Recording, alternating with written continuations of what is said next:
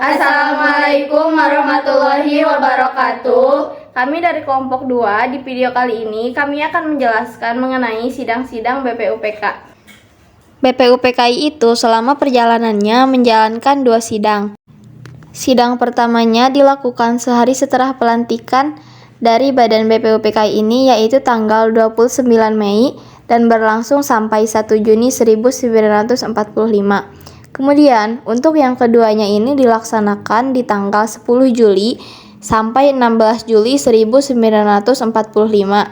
Dan dari 2 sidang ini didapatkan beberapa hasil yang kemudian sangat berkontribusi terhadap kemerdekaan Indonesia. Nah, sekarang kita bahas satu-satu dari mulai sidang pertama BPUPK ini.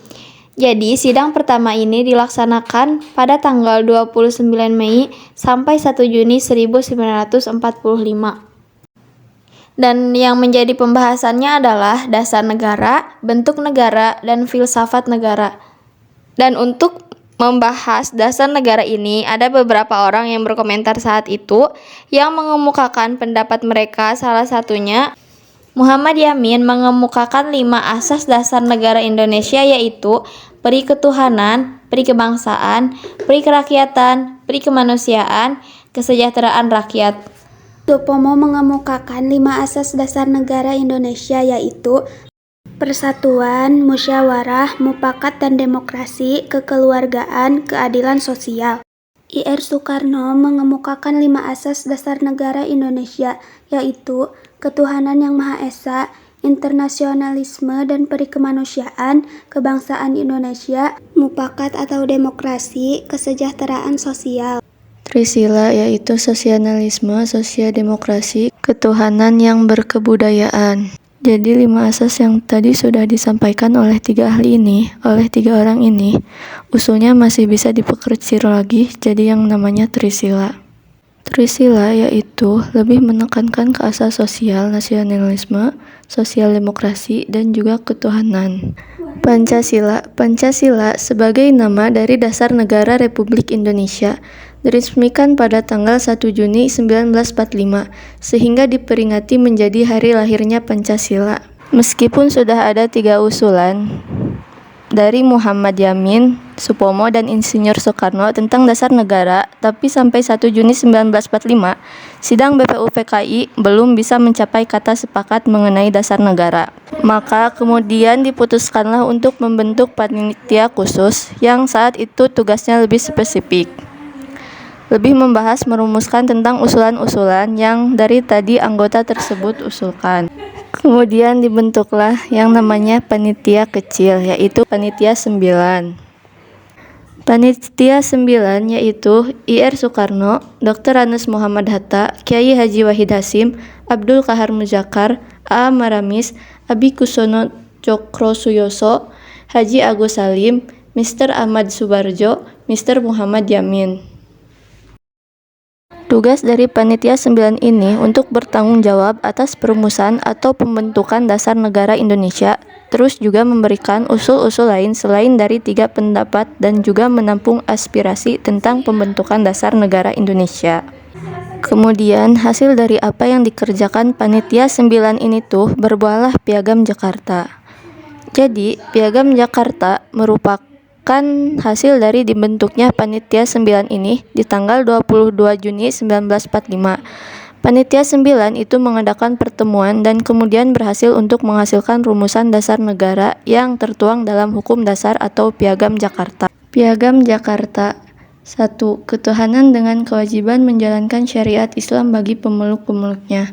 2. Kemanusiaan yang adil dan beradab. 3. Persatuan Indonesia. 4. Kerakyatan yang dipimpin oleh hikmat kebijaksanaan dalam permusyawaratan perwakilan. 5. Keadilan sosial bagi seluruh rakyat Indonesia. Tapi kemudian di poin pertama ada sedikit perdebatan. Karena dijelaskan kalau ketuhanan itu tuh menjalankan syariat Islam. Sedangkan saat itu Indonesia merupakan negara yang multikultural, negara dengan banyak ras, banyak agama, banyak golongan.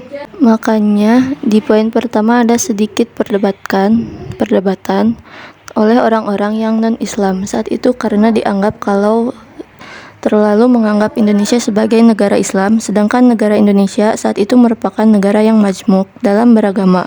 Maka kemudian dalam diadakan sidang kedua BPUPKI, Kemudian diadakan sidang kedua BPUPKI tanggal 10 Juli sampai 16 Juli 1945. Sidang ini membahas bentuk negara, wilayah negara, ekonomi negara, dan rancangan undang-undang dasar. Dari sidang ini kemudian menghasilkan panitia perancang undang-undang dasar, panitia pembelaan tanah air, panitia ekonomi dan keuangan. Dan yang kedua itu wilayah negara. Ditentukan bahwa wilayah Indonesia meliputi wilayah 1. Hindia Belanda, 2. Borneo Utara, Papua, Timur Portugis, dan pulau-pulau sekitarnya. Kemudian, hasil laporan panitia perancang undang-undang dasar. 1. Pernyataan mengenai kemerdekaan. 2. Pembukaan undang-undang dasar. 3. Batang tubuh undang-undang dasar. Lalu kemudian BPUPKI dibubarkan pada tanggal 7 Agustus 1945 dan kemudian dibentuk PPKI karena dianggap saat itu terlalu cepat untuk mewujudkan Indonesia merdeka. Dan kemudian di tanggal itu pula dijanjikan yang namanya PPKI yang beranggotakan 21 orang, terdiri dari orang-orang yang berbagai suku dari berbagai pulau untuk mempersiapkan kemerdekaan Indonesia. BPUPKI ini sangat penting karena disinilah masa depan bangsa Indonesia ditentukan. Karena kita mengenal Pancasila, mengenal Undang-Undang Dasar, itu semua dari adanya BPUPKI. Nah oke, mungkin itu yang bisa kami jelaskan di sidang-sidang BPUPKI. Terima kasih telah menonton. Wassalamualaikum warahmatullahi wabarakatuh. Hai guys, jangan lupa like, comment, and subscribe. Bye-bye.